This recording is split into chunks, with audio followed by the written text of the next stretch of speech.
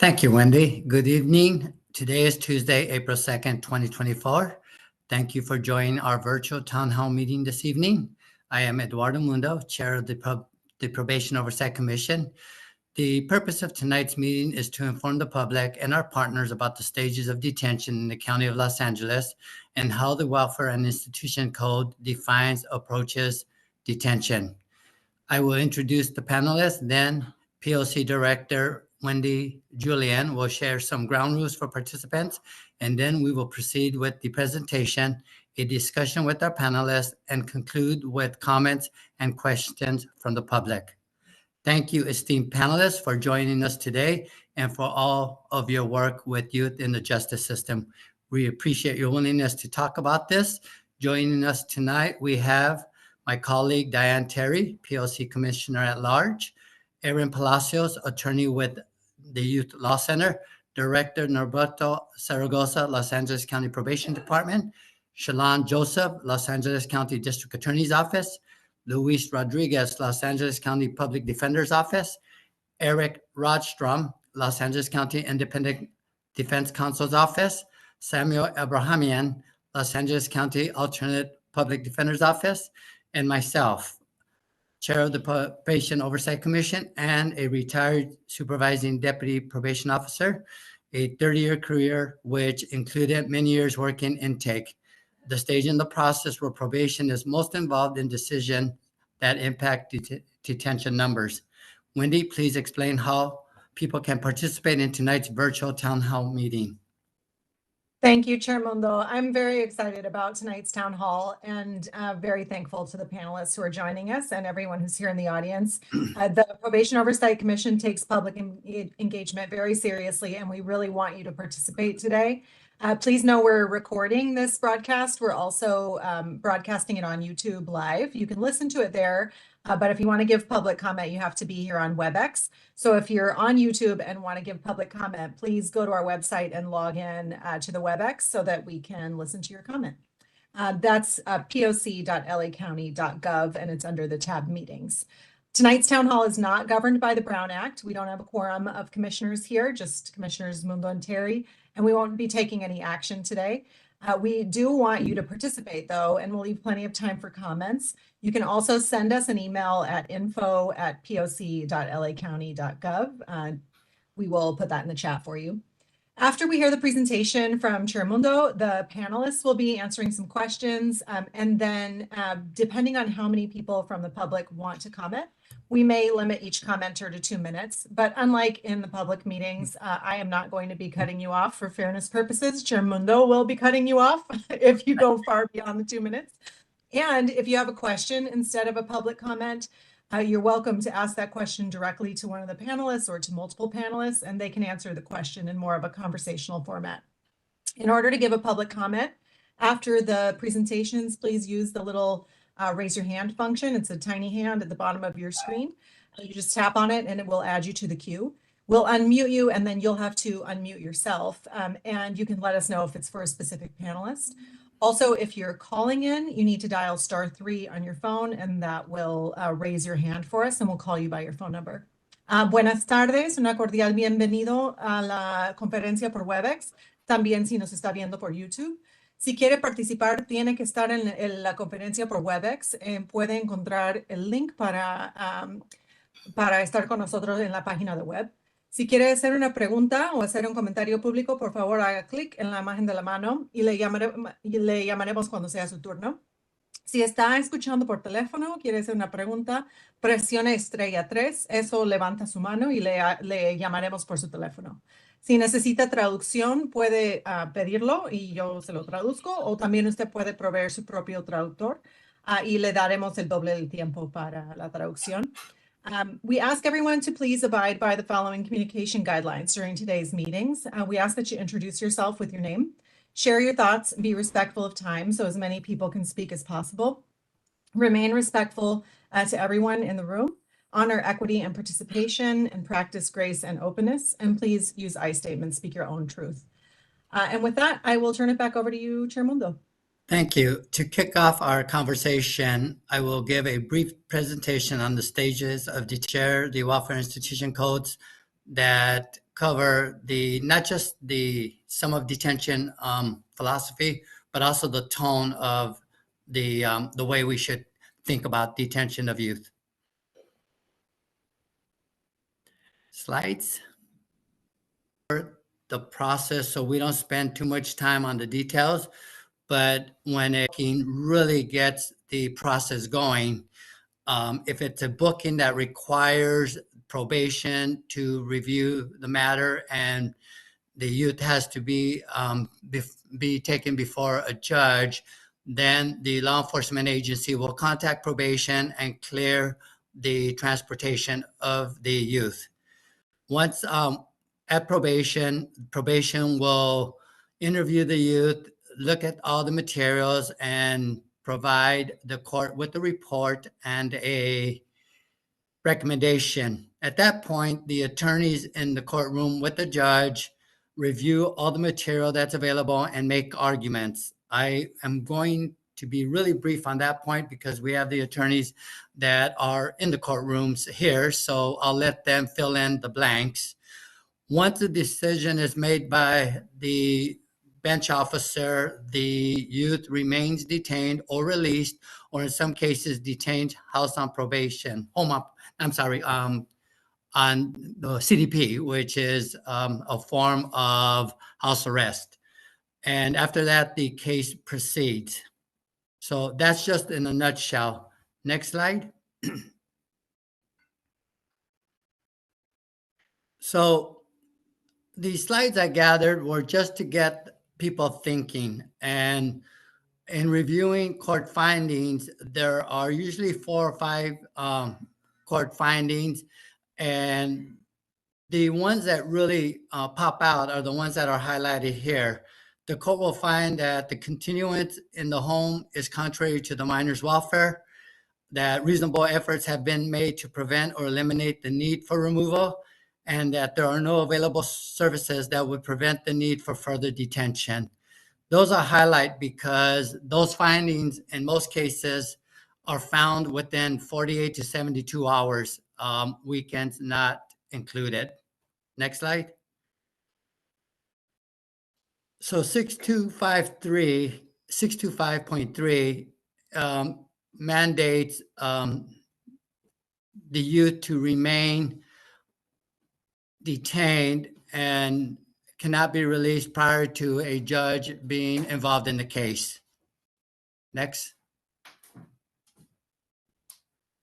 203 is the one that I just find the most interesting because it basically says that the juvenile court is not a criminal proceeding. And again, I'll let my panelists elaborate on that, but for our purposes, it's just something to bear in mind as we continue our conversation. Next. So 202, and the highlighted part is the part that really strikes out at me. If removal of the minor is determined by the juvenile court to be necessary, reunification of the minor with his or her family shall be a primary objective. If you scroll up to the next slide, please. If you have a chance to read this, it really talks about how a youth should be treated and what services should be provided when they're detained. And it should replicate most basic services that the youth has at home. Next. 281. This is the one that provides the authority for probation to do a factual report and provide a recommendation at several stages of court proceedings in the juvenile system, including intake. Next. 636. This one I'm going to have Aaron, our panelist, give a very detailed explanation of it. So skip that for now. Next. Is that it, Wendy? I believe so. Okay, so I'm going to go ahead and pass this on to the panelists, and I'm going to do it in the order of the detention process. So I'm going to start with probation and Roberto Zaragoza, who, if you can, just explain the role of probation at this stage in the process, and if there are any thoughts you have about improving it or things that should be removed from the process. Yes, sir. Thank you, and good afternoon.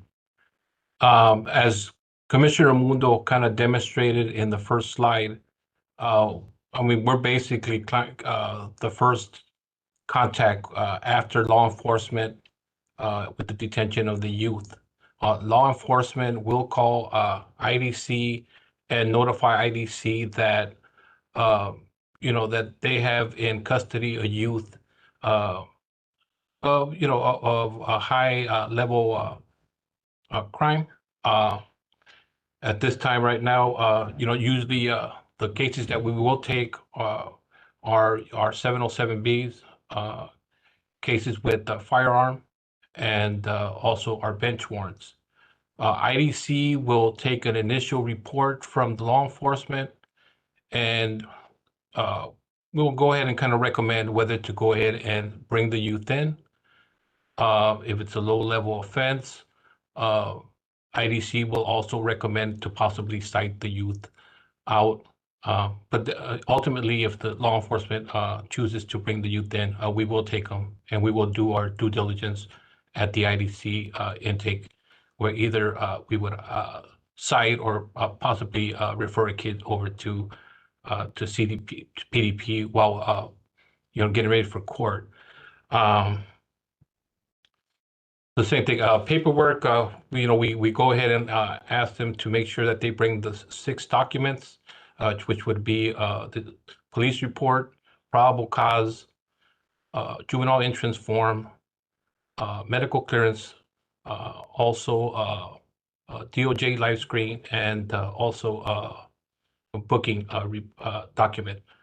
At which time, once the youth is brought in, the youth is assigned to an IDC officer, which will go ahead and kind of bring in the kid to conduct an interview. A phone call will be given to the youth to notify his parents that he's in detention. A call will also be placed to the PD, at which time to the youth would be Mirandized. We will go ahead and interview the youth and try to obtain as much information as possible from the youth and also the parent. We conduct an investigation to ensure that we can go ahead and put together the most information in the detention report. At that time, then the detention report will be submitted to the DA, at which point the DA will determine whether to file a case or to reject the filing, and then it's moved over to the court, at which time the judge will go ahead and recommendation as to the outcome of the youth.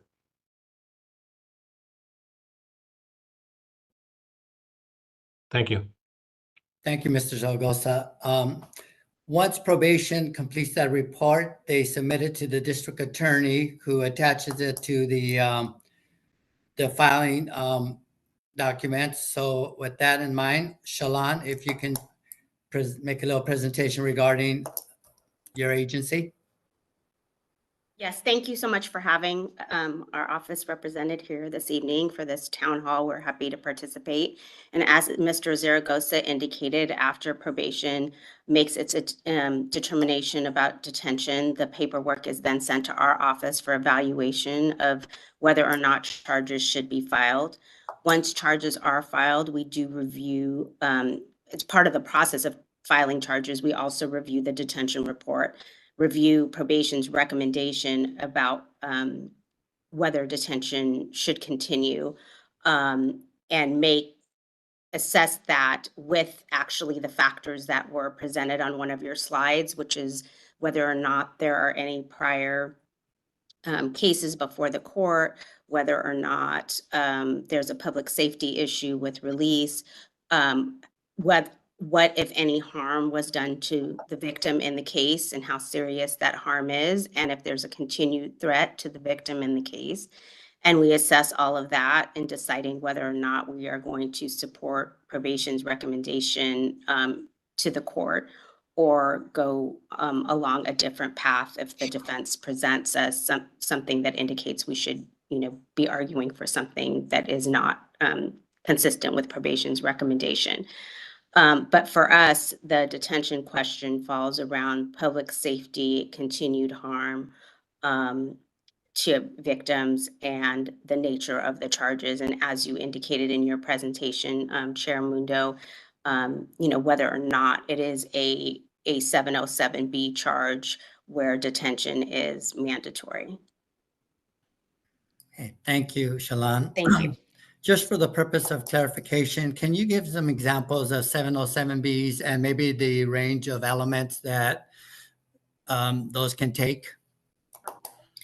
Yes, so I mean, the most serious 707Bs are obviously murder, attempted murder, and then going down, there are a few charges where they could, like 211, for example, which is robbery. Those have different variations, right? There are robberies which are very serious, which can be with a firearm or with physical threat or violence or even hurt. And then there are others where it's, someone grabbed a cell phone from someone's hand and then went out, which could technically fit the elements of a robbery because it's that item is taken by force. And the same thing with an assault, a 245. Those can be simple assaults, or they can also be assaults with a firearm, assaults where great bodily injury is inflicted. And then, so you have the most serious, murder charges, attempted murder charges, and then you have others that have kind of gradations of seriousness, which could still qualify as a 707B technically under the law if the elements are met. Thank you. So Luis, you're the last one before the judge to see the report and see all the documentation, and your group takes it. So what next? So let me go. Well, thank you. First of all, Chair Mundo, thank you for the invitation. Wendy, commissioners, thank you for this opportunity. Let me take it a step back because Mr. Zaragoza talked about something that I think is very important that just was implemented into law this year, which is we normally hear when anybody gets arrested that the police are supposed to advise him or her of their rights to remain silent, what is commonly known as Miranda. Well, thankfully, the state legislature found that with youth, they're obviously not as sophisticated as us adults. Sometimes they have learning disabilities, cognitive delays.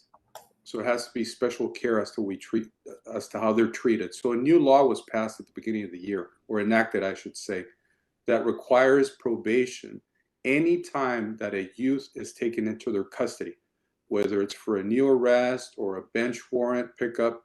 Then the public defender or the defender service of that county must be contacted within 2 hours of the youth coming into probation's detention.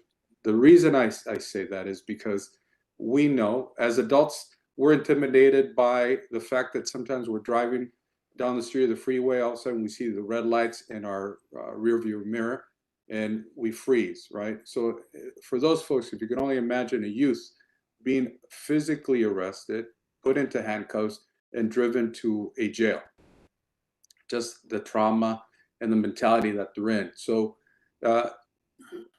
some folks up in Sacramento thought it was important to provide some protection, and therefore now there's a requirement that the defender office must be contacted.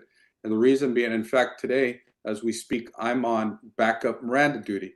So if you see me go off camera, it's because I'm getting a call from probation, which from the intake department. So that's what happens. That's the way it's supposed to happen because we want to advise the youth, the child, what to say or not to say. From that point, obviously, as it's been explained by Mr. Zaragoza, Ms. Joseph, the process begins and moves forward. We, the public defenders or the attorneys assigned by the court, the first time that we see the youth, we may have talked to this youth during that 2-hour period before the arraignment, is what is called the arraignment.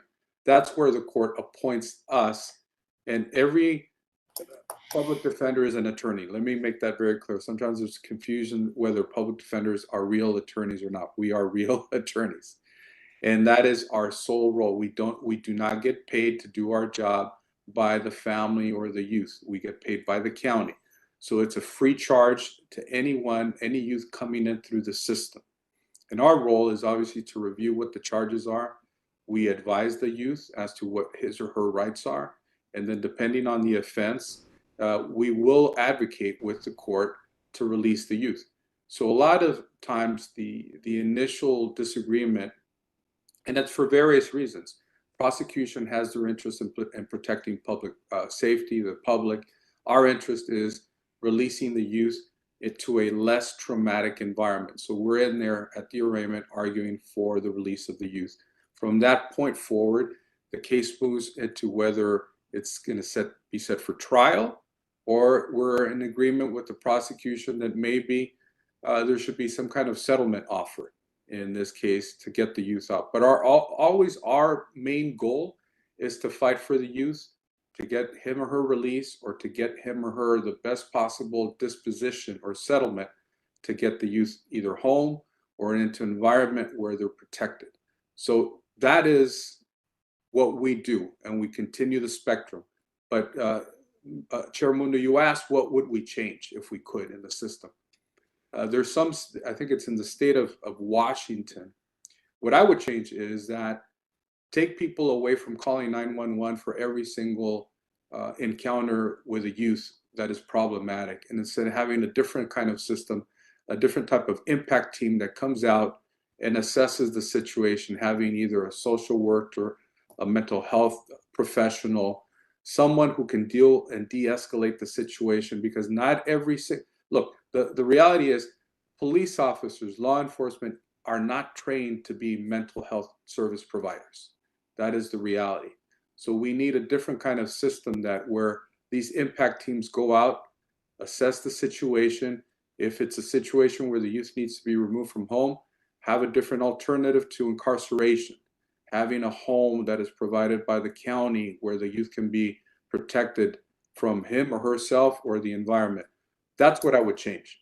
The initial point of impact between the youth and what he or she is accused of doing, and then taking it a step further, whether the youth needs to be incarcerated or not. So I'll stop talking because I'm sure there's other folks who need to share more information. But that, in a nutshell, Chair Mundo, is where we get involved. Thank you, Eric. I'm gonna ask you to explain to our attendees who may be hearing this and wondering, how is this not like the criminal court? Sure. So differences. So, and thank you for having IDCO participate as well. And thank you to everyone too for being here. How it's different. Number one, and most dangerous for the youth who are impacted by the juvenile justice system, there's no jury. So things are different, and this becomes a system where one person is deciding as a decider of fact, where in the adult system there would be a jury deciding at trial. And I think that's fundamentally the biggest difference. I had been thinking about changes that I would ask for, and so you pulled me out of my thought pattern.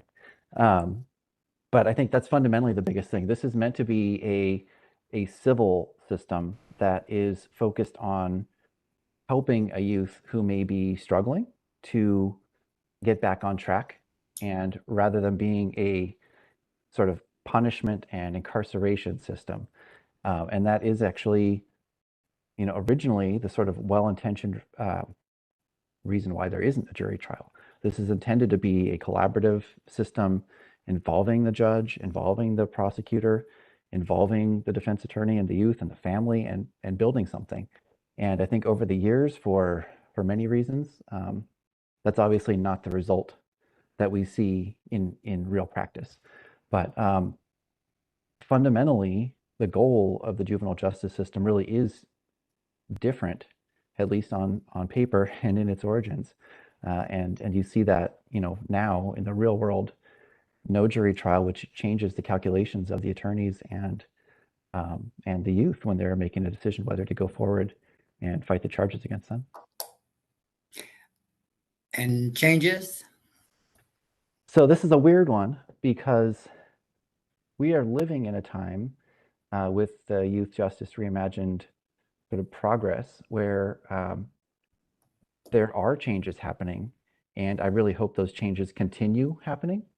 And so rather than seeing something to take apart, I see progress. And I think, when Ms. Joseph from the DA's office speaks, I think something huge, that I don't know. I think it's maybe the biggest potential change in detention in LA County, something to affect that in years, is a pilot they have that is going to look at the point of arrest, whether charges are filed, what types of charges are filed, and whether at that early decision-making point, detention is going to be sought. That is huge. So, if I were thinking of something in, say, my last 5 years working with the juvenile conflict panels in Los Angeles County, that may be one of the biggest things that LA County as a body has come up with. And I think it could have a huge impact. Great, thank you. Sam, can I throw a question at you, or do you want to give change thoughts first? No, absolutely. A question, and my apologies for not having a video on, but I'll take a question, of course. I think my colleagues hit all my thoughts on the spot, but please. Okay, so the court findings, and you're in the courtroom. I haven't been in the courtroom in a while. Is it really possible to come to those findings on within 48 hours and with a single probation report? Wow. The timeline, I think, is absolutely 48 hours. It's a tough question. It depends on who you ask. Obviously, I think if you ask us on the defense side, we might have a different opinion than others that are involved. I want to be quicker in the process, and I mean that in a way of not dragging on. I think that's a big concern. We have some kids who remain in a locked facility for way too long because of how quickly, or the lack of that we get to things. So the quicker would be better, but it depends. Sorry, I know that's not a direct answer to give as far as is 48 hours enough. It depends, but I would want things to be done quicker. Quicker, though, I mean that to the benefit of the minor, obviously. Absolutely for the benefit of the minor. So not to rush the judgment and just to get things moving along, but quicker so that we can get this minor on the right track quicker than later. Any other thoughts?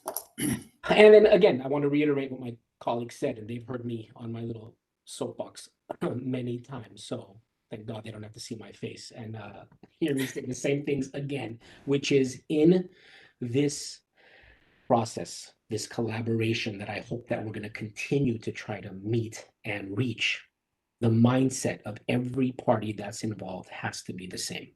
I think without that change, we're going to continue seeing difficulties. So many people I see us getting closer to that goal, but we need to be on the same page as far as who we're dealing with, meaning our minors, what the goal is. And I understand the prosecution's job, probation's job.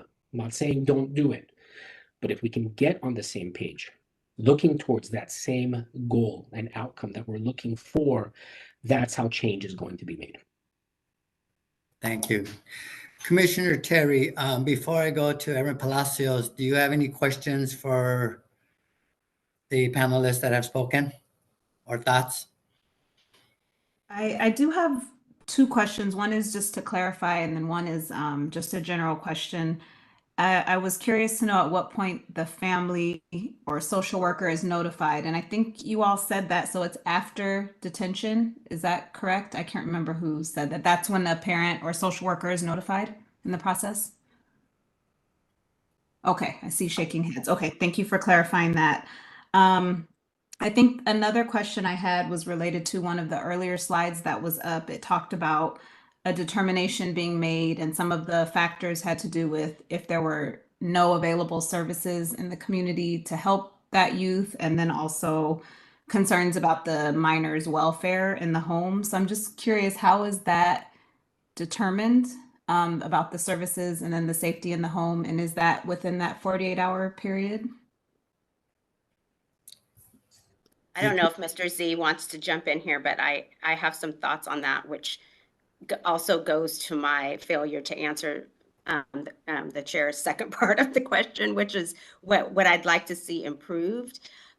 Because I think you're right, Commissioner Terry, that those determinations are made initially during that 48-hour time frame.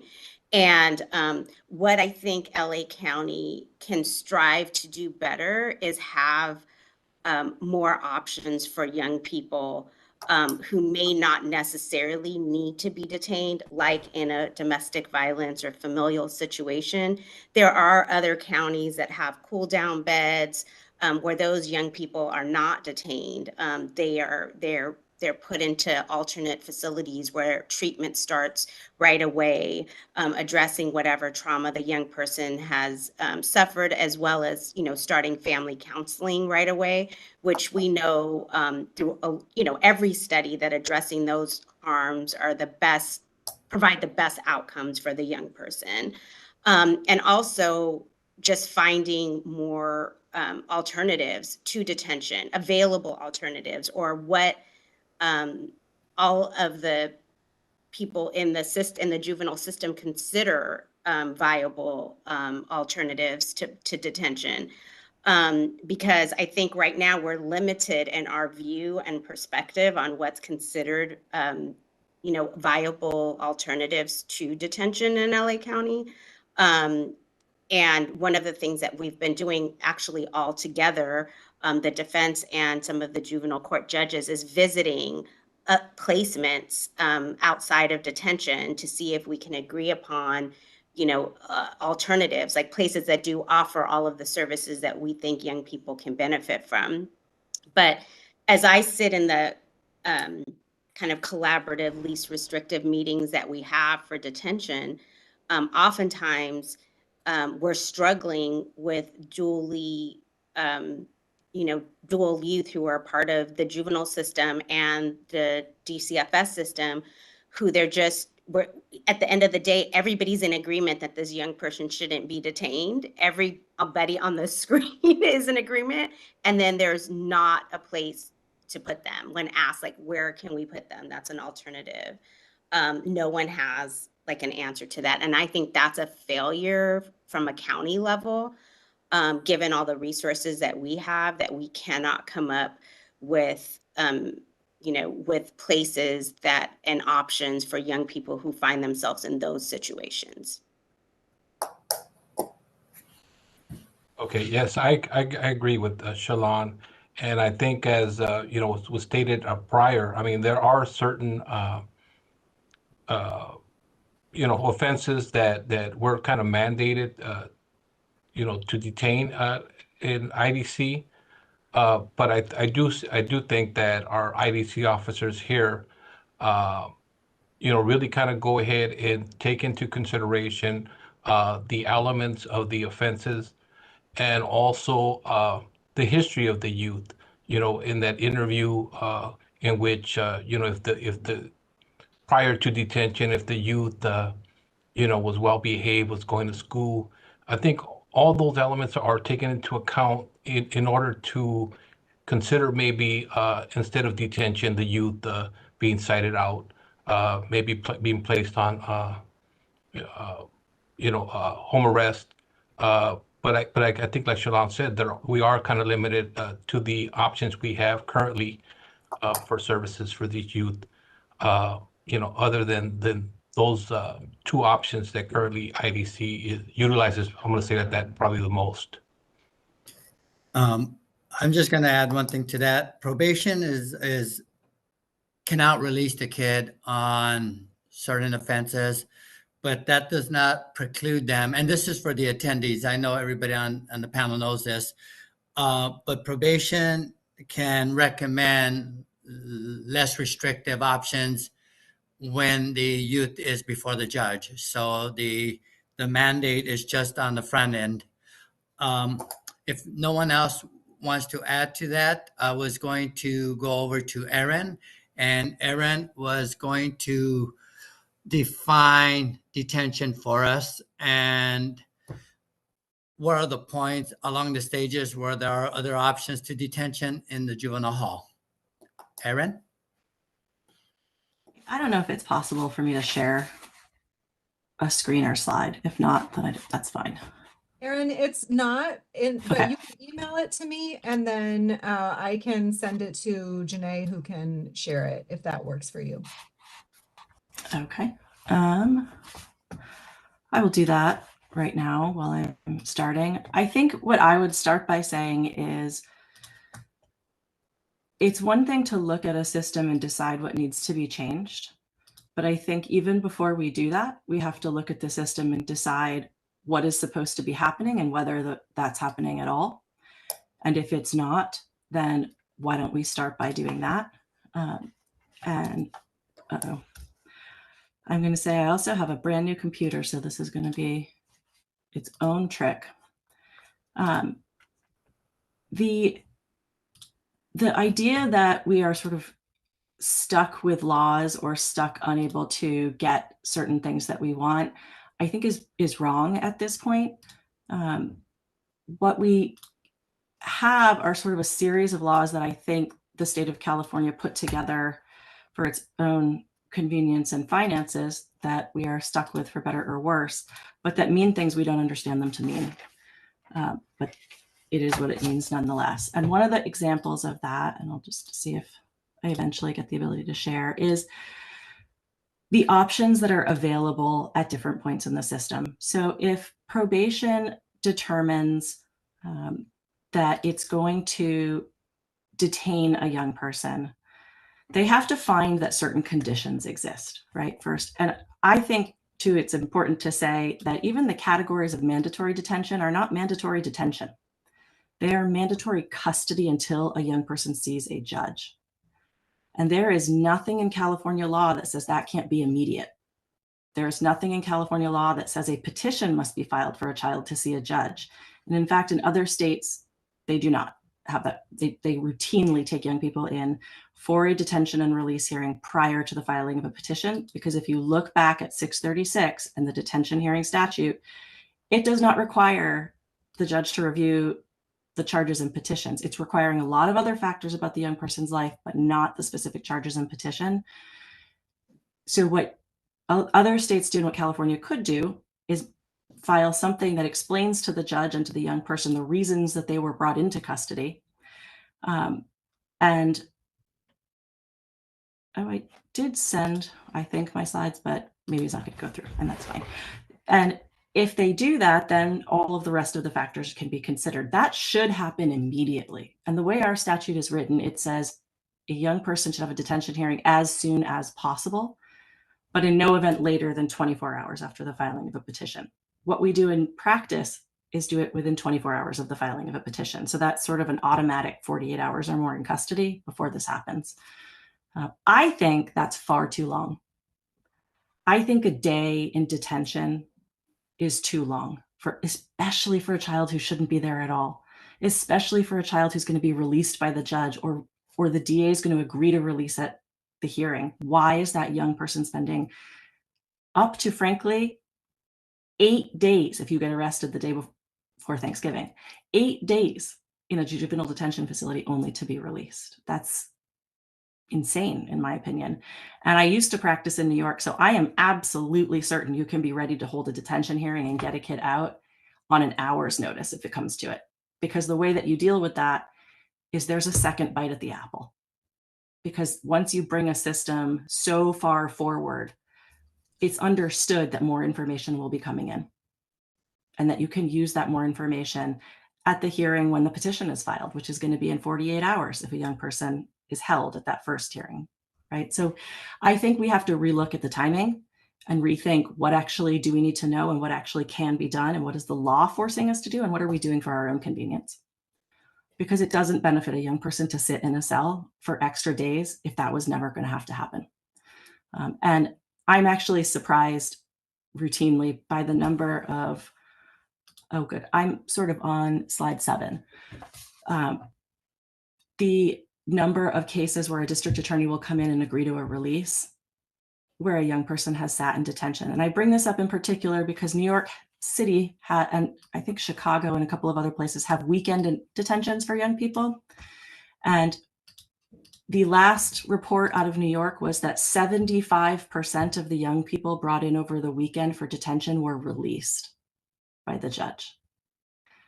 That's astounding, and it should terrify all of us, because if we are keeping that number of young people in detention on any given weekend that don't belong in there, frankly, I think that's a crime. So if we think of where there's just what probation has to do when it's even considering a detention, it has to look at whether the continuance in the home is contrary to the welfare of the child. That's the language of foster care. And that's what I mean when I say we've conflated a whole bunch of laws and put it together for our convenience and our financing. But that is not about what did the young person do. It is about their welfare in their home. And in order to detain, they have to find that it is contrary to their welfare. And they have to find specifics, be able to put together the specific circumstances that would lead up to that and make out reasonable efforts. If we switch slides,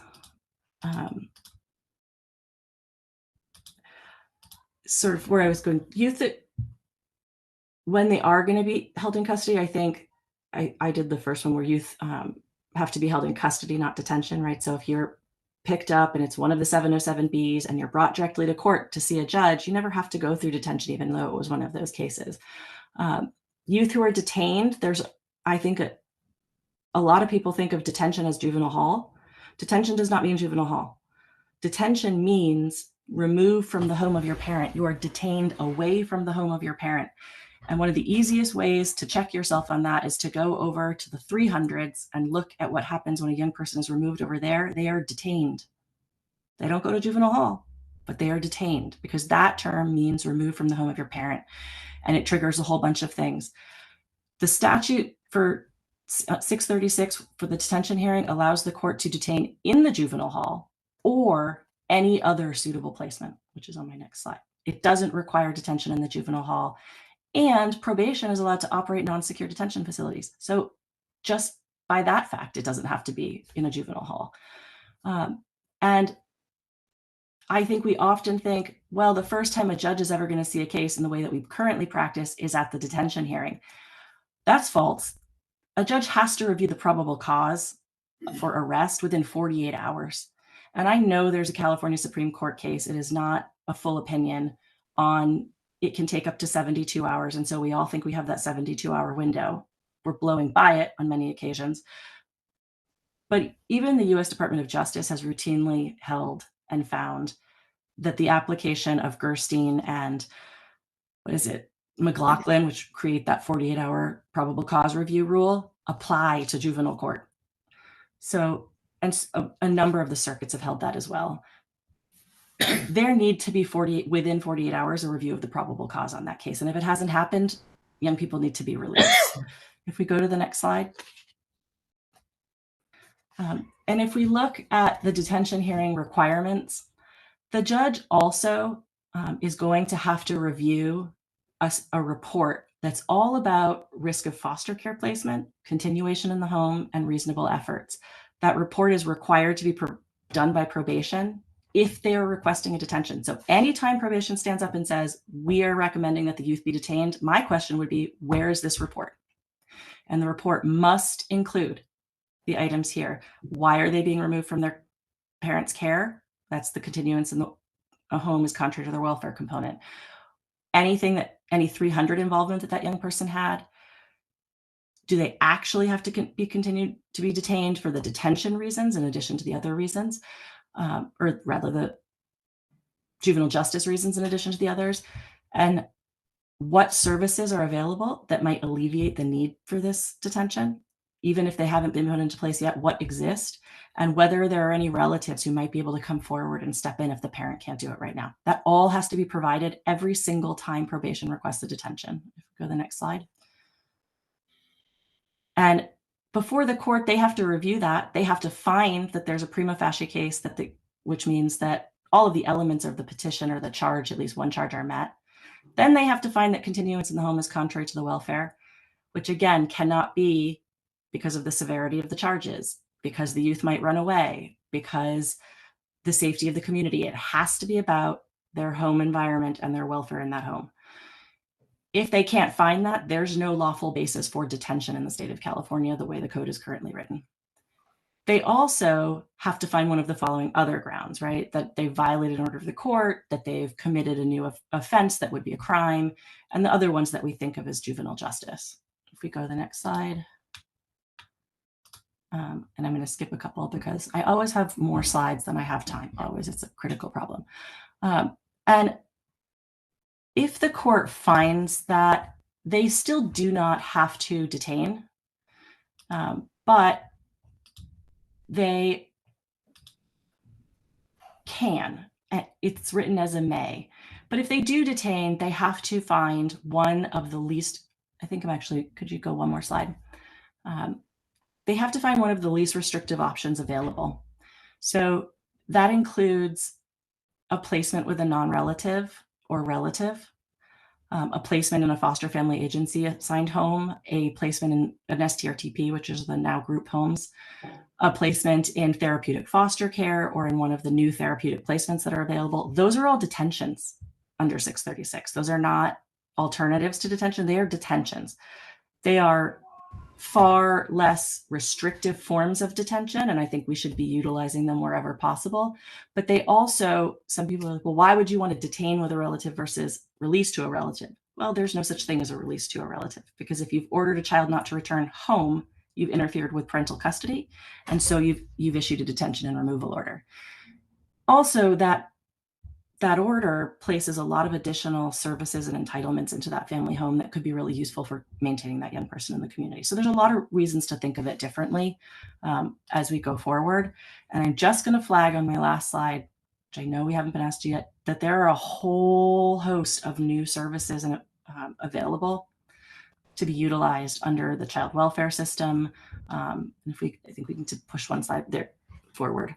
And under the new Medicaid and Medicare laws, and some existing requirements under child welfare that we've just really never fully implemented on the delinquency side. And all of those could really expansively serve young people, either in less restrictive options for detention or in community-based settings. And I think a whole day could be spent just sort of going on about those, but they are really, some of them are really important to think about, because this is like the Medicaid rollout that we're having right now for young people is a first in the nation attempt at some of these community-based alternatives.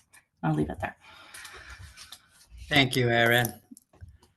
Panelists, anyone like to make a comment or has a questions? We have about 7 minutes before we turn it over to our attendees. Chair Mundo, just really quick, I want to let folks know that we will be creating a link to those slides, if you can just give us a moment. Luis? Thank you, Chair. To Ms. Palacios' point, whether we have to change something instead of just improving what we already have, it's a great question, right? And what I want to draw everybody's attention is that something that Mr. Rodstrom brought up during his presentation that coincides with what Ms. Palacios is saying, which is this is supposed to be a civil process, not a criminal process as it's written in the codes. But realistically, if you think about that, if it was truly a civil process, there wouldn't be incarceration in the equation, right? So I think part of the problem in the way that we think about things is that, and it's been pointed out by Ms. Palacios, kids do not have to be incarcerated, which is a different definition than detained. And unfortunately, although we call it a civil system, it truly is a criminal justice system, because if you did something wrong, there's always the potential of being incarcerated in a jail. So it's not a true civil system. So we have to accept that, and with that, we have to make changes according.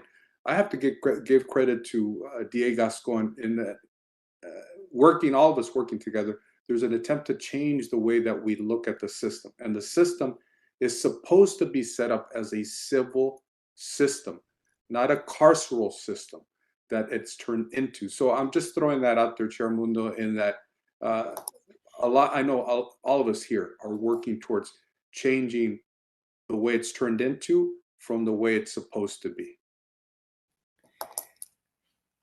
Commissioner Terry,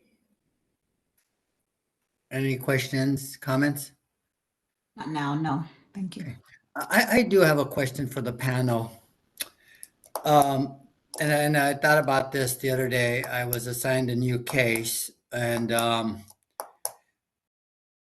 does the process allow for re-evaluation of releasing a youth from detention? I mean, let's say he's been in there, or she's been in there, or they've been in there for 3 weeks, and we see significant improvement and stabilization in the family has been documented.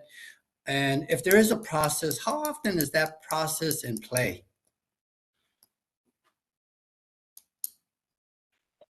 Well, let me jump in quickly. Yes, we being the defenders and the prosecution and probation continually work to reassess whether the youth should be detained or not. Is there a process? The process, changes, right? It could be going into court, asking the court to reconsider. It could be structured release, which has been led by probation. It could be the TMDTs, which focus on girls and gender expansive youth. We're expanding the tools by which we can release kids from detention.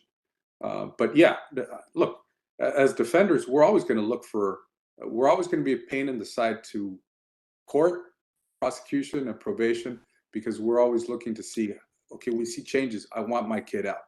So yes, and yes. Thank you. Erin? I wanted to clarify that I do think that the system needs radical change. When I say there's things we might improve versus change, I was thinking more of the law. I think the law gives us a lot more room right now to do things better than we do them. And I hear a lot of times people say, well, we do this because we don't have a choice, or we do this because it's the only option. And I think, well, that's the craziest thing I've ever heard, because I've read all the laws around what you're looking at, and that's not what it says. For instance, waiting 72 hours for a detention hearing, not necessary. In fact, I would argue illegal.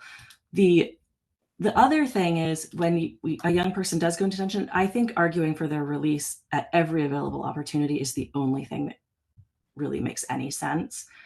And if we look at the way the detention statutes are structured, the court is supposed to make orders for reasonable efforts to get a young person out of detention at the detention hearing. It should be reviewing whether those have taken place, whether those have been made, whether services are now available to release the youth at the next hearing, at the hearing after that, every single time.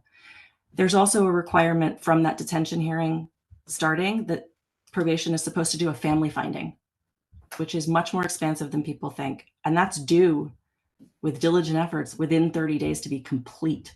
So maybe they've identified a resource by the next hearing. I think if we move everything faster, what we also have to think about is at every opportunity, we're going to have learned more, and we should do better by that young person every time they're in front of us.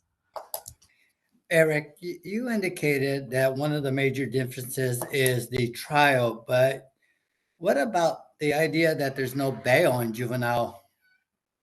And that's something that's afforded to the adults who sometimes commit more violent offenses than the youth are charged for. I think that's a great point. I think that's a really broken piece of the system. So, the fact that I, in that moment, didn't pick one of that or probably many other things to point out was simply me not thinking of it in the moment. But I completely agree with you. Okay, panelists, before I move on, any last comments? Give the attendees a chance to chime in. Okay, Wendy, at this time, would you please facilitate public comment for us? I am more than happy to. We'd love to hear your comments. Please raise your hand on the little raise your hand button. If you're calling in on the phone, dial *3. If you're on YouTube, hop over to WebEx, please, so that you can comment. And we are going to start with Adrina. Adrina, welcome back. Happy to have you here. Thanks for spending your evening with us. We're going to unmute you.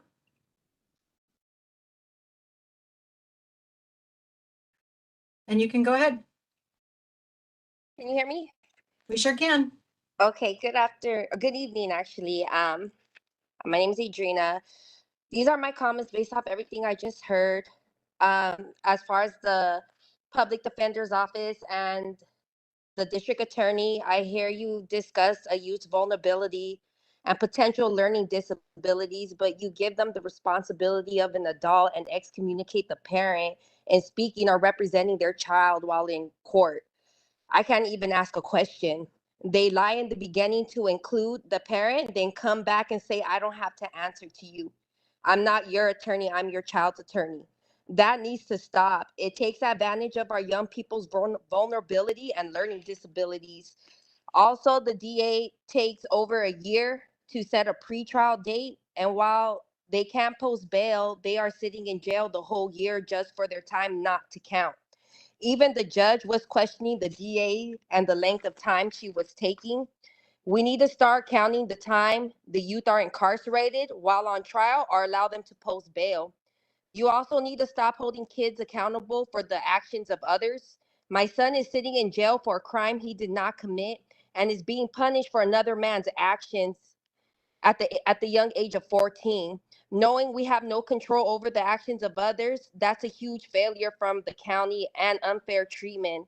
It's pure evil. Now, if we're going to do this, why not apply it to the adults? Last year, on July 24th, 2023, a group of officers assaulted a youth while only one was arrested and charged for it. What happened to guilty by association and accomplice like you harshly punished kids? Or is this selective policy? And you place yourself above the laws. It showcases favoritism and corruption in our system. As adults, we know better, and here the adults are free and the kids get harshly punished. What kind of message does that send to a community? It showcases that if you're a police officer, the laws do not apply to you, which will cause chaos. The juvenile justice process is worse than the adults. They are violating the Youth Bill of Rights. What happens when our Youth Bill of Rights are being violated? What's the punishments that's supposed to protect our kids?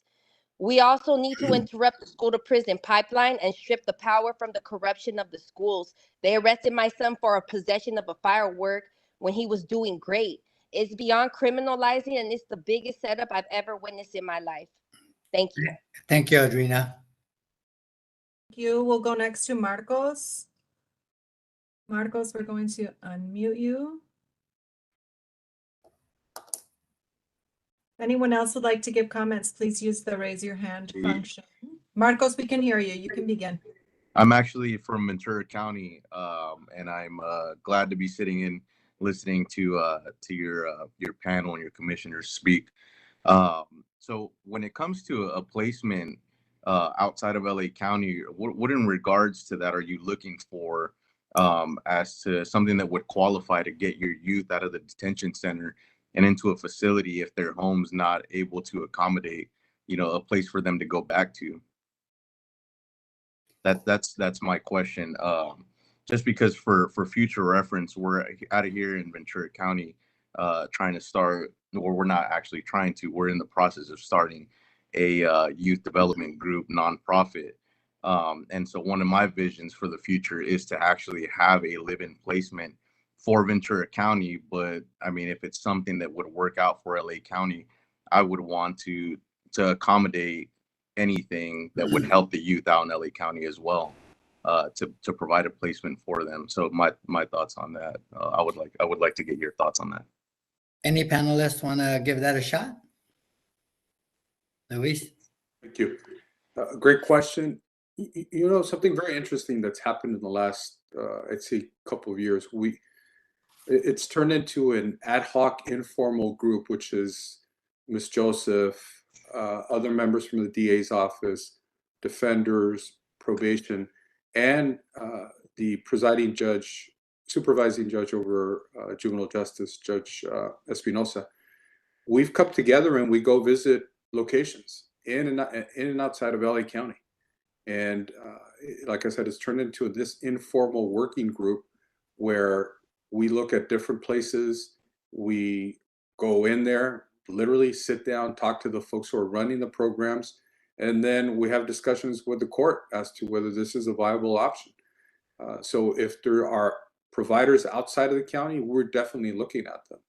And I'd ask for you to send information to Ms. Joseph, to myself, Mr. Abrahamian, and Mr. Rodstrom, and probation as well, because hey, if it's out there, we're going to go look at it. So we're invested. Yeah, thank you for that. Yeah, it's definitely something I want to build on, and getting your input right now is going to, help us do just that. And if we can, coordinate or help build that together, that'd be amazing. Marcos, I'm going to ask Janae to put my email in the chat for you, and I will connect you with Mr. Rodriguez and the team.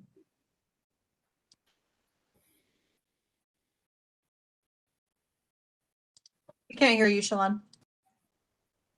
Sorry, just adding to what Mr. Rodriguez said, is that one of the placements that we did look at in Ventura County was the Conservation Corps, and the court has placed young people from LA County in the Conservation Corps in Ventura, and that was after one of the visits that we took to the site and talked to the staff there and looked at the programming. So it definitely is something that the courts in LA have considered and done. So I would encourage you to, get in touch with us so that we can continue that conversation.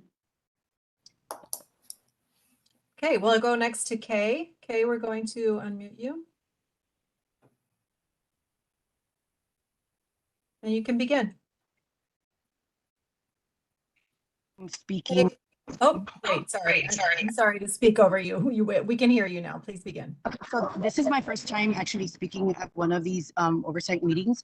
I was wondering why these meetings aren't so my son is currently at LP, and I was just wondering why is it that the parents aren't informed in regards to like meetings like this? It took me a lot of researching and asking questions for me to even know about, things like this existed.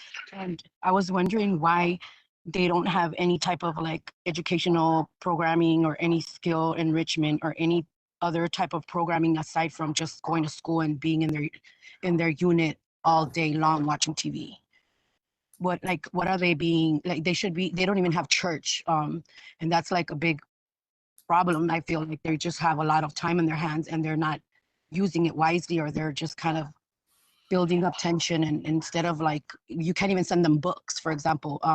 For whatever reason, I feel like if they would have church or any type of like extracurriculum classes and the weekends or something, they would have something to do and not just sit around and turn the tension against each other. I'm so happy you're here, Kay. I'm also going to ask Janae to give you my contact information. And Commissioner Mundo and Commissioner Terry, is there anything you want to share about what you all have been doing as far as reaching out to parents and going to Los Padrinos talking about programming? So we do visit and we meet the kids and we inform them of our existence, and if they ever need anything to contact us. I actually sit in the hallways of courtrooms and meet with families. I think that Mr. Zaragoza probably can answer a little bit more about things like church and programs that the hall does have.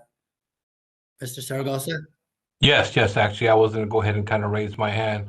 And the thing is because, although I'm not here at Los Padrinos on a regular basis, I do attend the interagency meetings that they have on Wednesdays. And I am aware that they were having religious services as of, I'm gonna say this just because I heard the chaplain go ahead and talk about services last Wednesday. Uh, Mr. Christopher Watkins, who's also here, kind of give an update of all the programming occurring during the weekends. And also, I heard there was a big program on the holidays. So there is a constant program kind of going on here anytime a youth has downtime. As far as literature being brought to the kids, I know in the past, during visiting, we would go ahead and take literature for the youth. If they brought it, of course, it would have to be collected at the entrance for kind of review, and then they would provide it to the youth. So the thing is, it is something that based on the items that Ms. K brought up, I can go ahead and I'm making notes, and it is something that I will bring up tomorrow at tomorrow's interagency meeting, and we'll provide an update to the PLC Commission and also anybody else that requested. Aaron? Since I don't work for LA County, I'm free to say it's not doing very well, as I please, which is always the reason why I know I'm never going to get a government job. The thing I think we have to be honest about is Los Padrinos and Barry J and a number of other facilities in Los Angeles don't have sufficient programming. They simply don't. They've been cited by the Board of State and Community Corrections as being unsuitable, and one of the reasons for that is a failure to provide minimum levels of programming, which is 1 hour a day most days. And I think we just have to be real about that. I don't think it's unique to Los Angeles, and I don't mean this with any disrespect to Mr. Zaragoza, whose comments I've really appreciated tonight. I think also it's probably not, I don't think it's because everybody in there is, malevolent and trying to harm young people. I do think there's a lot of people who want to do better. I don't think that's coming tomorrow. And I think we have to be honest about that. And it is one of the most important reasons for this conversation, because we need to get young people out of there whenever possible, because they are not getting what they need. And I also think it falls below the minimum constitutional level of rehabilitative services required for young people who are not criminally detained. So I do think we have a long way to go. I'm seeing it in facilities across the state. The board is citing facilities across the state. They're just not doing well enough. And I just had to say that, because the only way I know how to assess what happens for these young people is the standard which I would want for my own children, and we aren't even close. Okay, Chair Mundo, can I go back to the next commenter? Yes, ma'am. Okay, we're going to go to Tanya. Tanya will unmute you. And you can begin. Thank you very much for this meeting.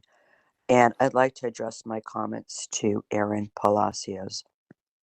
Do you have any way that we can help ensure that the courts routinely meet and make sure that all of the requirements that you've cited that should be met, meaning that the kids should be assessed within 48 hours, and that there be continuous meetings to make sure that the kids are given every opportunity to get out of the system?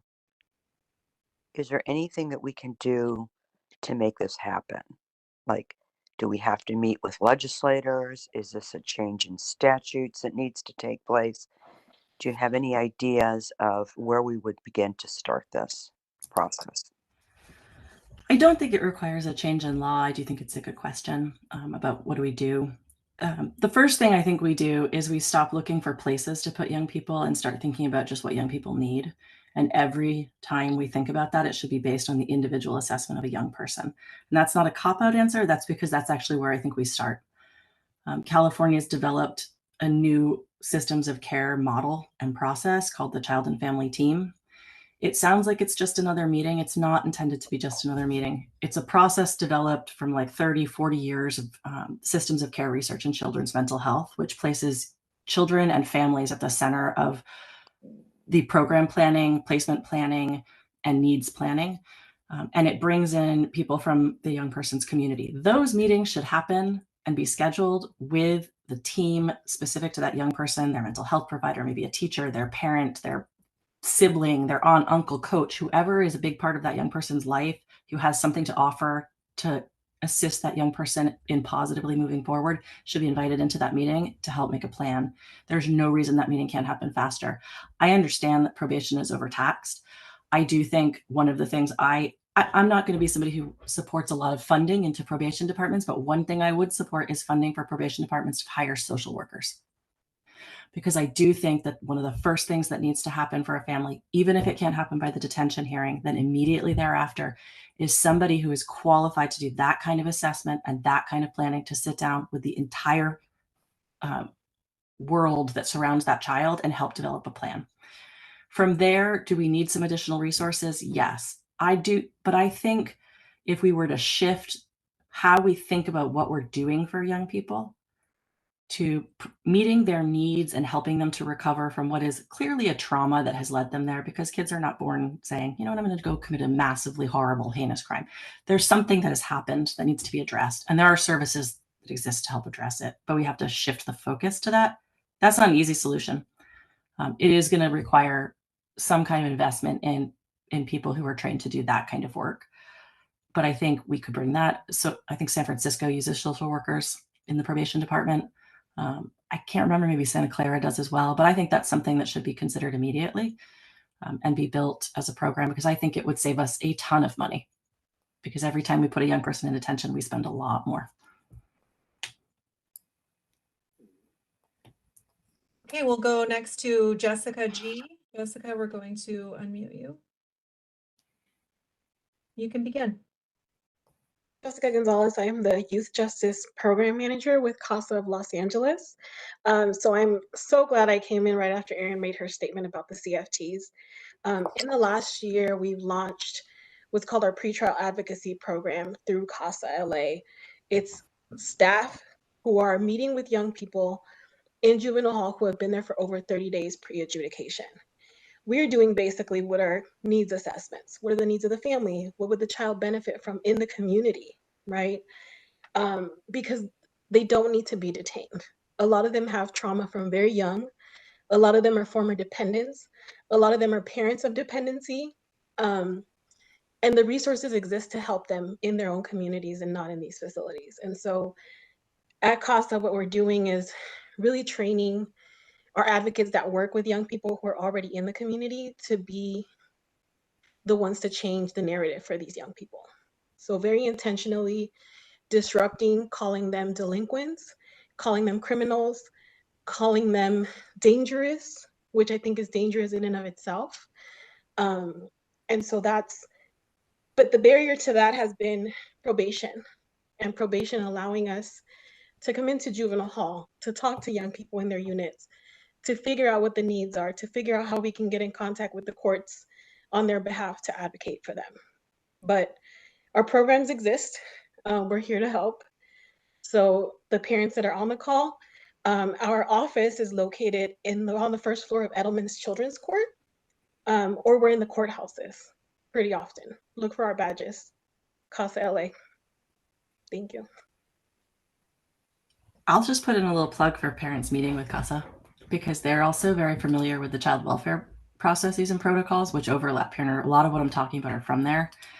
And we forget in the delinquency system that because of the way we've wrapped in child welfare, parents are technically entitled to ask for an attorney, because they're entitled to reunification services and due process to try to get their child back. So if they're not getting any services to try to improve the conditions of their home or improve their ability to supervise the young person or meet that young person's mental health needs, then we aren't meeting our due process obligation to that parent, because that's one of the services that's required to be provided. Absolutely. And I think one of the barriers to that. Oh, sorry. Jessica, I think. Here I am. You're unmuted again. Yeah, so one of the barriers that we've seen with that, right, is parents not understanding the process, not understanding their rights. So we kind of sit there and we also kind of translate, right, all of the legal language that's happening in the courtroom so that they understand what the next steps are. Also, one of the things we're seeing is there's young people detained in juvenile hall with no parent figure, and DCFS then drops the ball on them. So now, if we do release them, where do they go? DCFS refuses to file on them or refuses to take custody because at the time of the referral, they were in a probation facility. So that's also one of the barriers that our young people are facing, is then they're being released and they don't have anywhere to go. They don't have a parent that's available.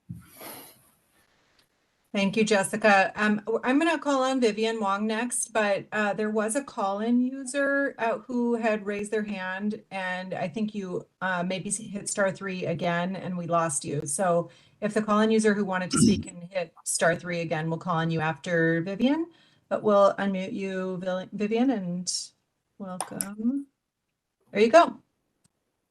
Ian Wong. I'm an education attorney with the Youth Justice Education Clinic at Loyola Law School, also a member of the Education Justice Coalition. Thank you so much for holding this virtual town hall on breaking the school to prison pipeline. I think, of course, it's really hard to talk about this without bringing up education, right, and how deficient it is in these juvenile detention facilities. And I think that, Aaron, thank you so much for your participation in this panel. And for highlighting that the average time in these facilities for a young person, at least in juvenile hall, is about 8 days or 10 days. But, I represent clients who've been there for months at a time, and in and out for years.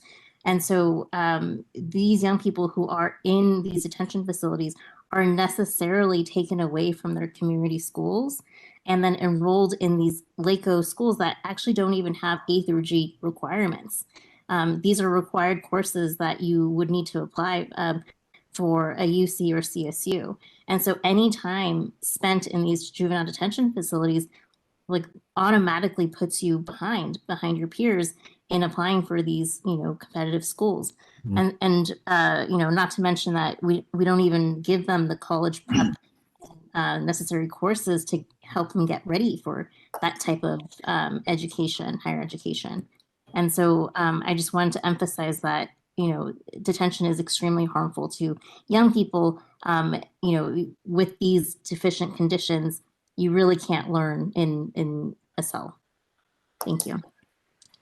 Thank you, Vivian. And did you want to comment on that, Commissioner Mundo? No.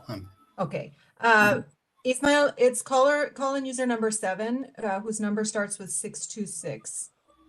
If you can unmute, and I think you have to dial *6 to unmute yourself. I'm sure Janae will correct me if I'm making things up about WebEx, but I think it's *6. There we go. Good evening. My name is Jessica Garcia. My first time joining something like this, trying to get more familiar with the youth advocacy.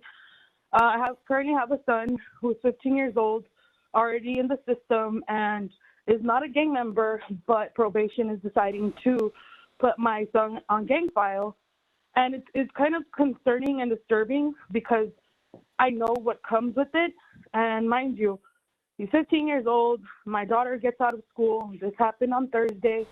Abuse of power. My son was already searched. He did not run. He wasn't being detained, but he was cooperative with the police officer of the city of El Monte. And yet my daughter's making sure her brother gets set free, right? Because similar to the first speaker and other speakers that I've heard, he is being stereotyped. And when they say product of the environment, it's scary because, again, they've shared learned behavior or things that they're already born into, like of dependency and all these other terms that I am going to get familiar with and I am going to do my homework. But it's really disturbing when I do feel powerless. And I have also heard that term where, I'm his lawyer, I work for him. But I don't know legal terms. My son, let alone, does not know any legal terms. So for him to be, I feel like it's a spider web set up for him where he talks to me. He's part of a great program. I feel like they can have better people who better identify with him. So currently that's what we're doing. It's called, I can't even think about it. I have it at the tip of my tongue and it's just not coming to me. But it's concerning where my 14-year-old daughter is recording her brother, knowing he hasn't committed a crime and just stereotyped for being at a park, which is across the street from the school.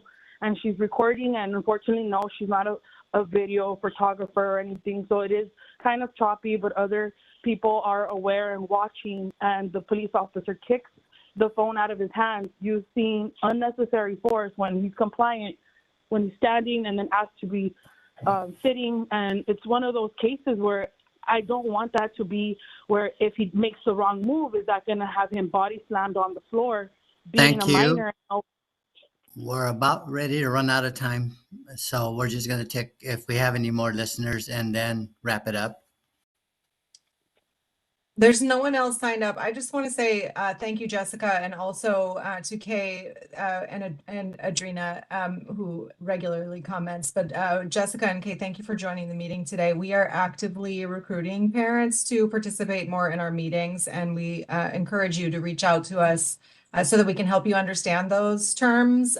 We have staff member Belinda Mellado, whose job it is to connect with the community members and parents. And I would love to volunteer her and myself to speak to you to help you understand the terms and invite you to our future meetings. Go ahead, Commissioner Terry. Just quickly, because I know we're wrapping up, but 2 callers now have kind of mentioned the relationship with the public defenders and how that can be a barrier, and especially if you're trying to understand, what's happening.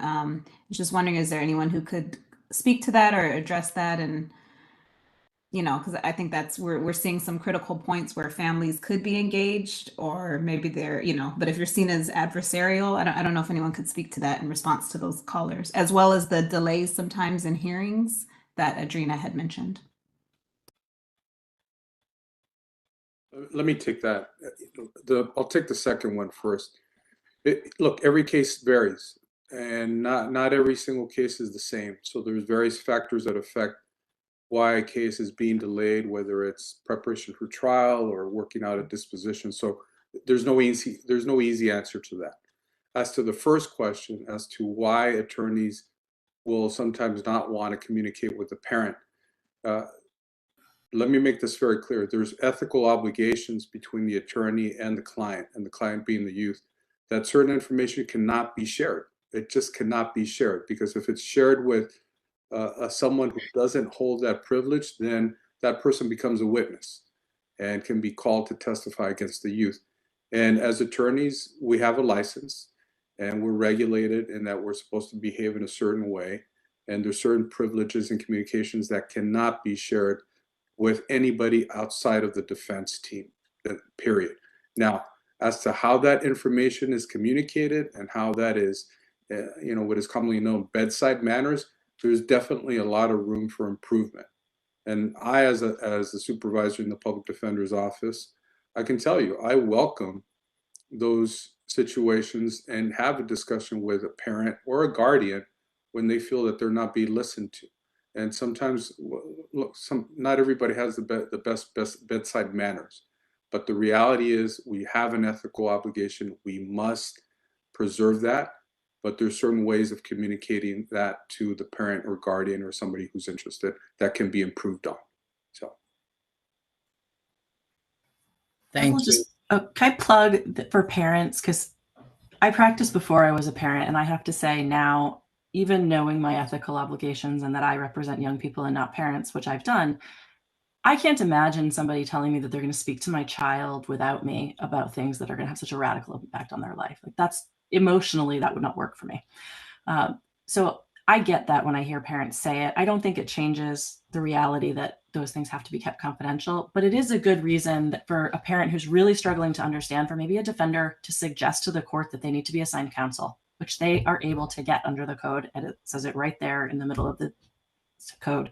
And the other thing is participatory defense programs do a really good job of working with families to make sure they're understanding the whole process, and often have relationships with the defenders that will help bridge that gap. So I would look for both of those. Thank you. Wendy, no more callers.